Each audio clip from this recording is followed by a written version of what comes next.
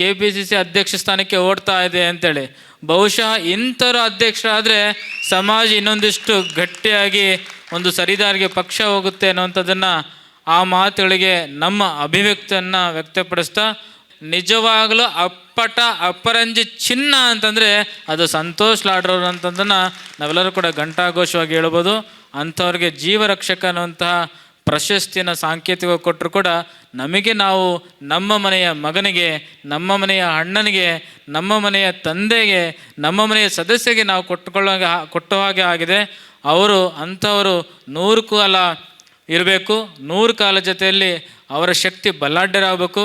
ಇತ್ತೀಚೆಗೆ ಪೇಪರಲ್ಲಿ ನೋಡಿದ್ವಿ ನಾವು, KPCC ಅಧ್ಯಕ್ಷ ಸ್ಥಾನಕ್ಕೆ ಓಡ್ತಾ ಇದೆ ಅಂತೇಳಿ. ಬಹುಶಃ ಇಂಥರ ಅಧ್ಯಕ್ಷರಾದರೆ ಸಮಾಜ ಇನ್ನೊಂದಿಷ್ಟು ಗಟ್ಟಿಯಾಗಿ ಒಂದು ಸರಿದಾರಿಗೆ ಪಕ್ಷ ಹೋಗುತ್ತೆ ಅನ್ನುವಂಥದ್ದನ್ನು ಆ ಮಾತುಗಳಿಗೆ ನಮ್ಮ ಅಭಿವ್ಯಕ್ತಿಯನ್ನು ವ್ಯಕ್ತಪಡಿಸ್ತಾ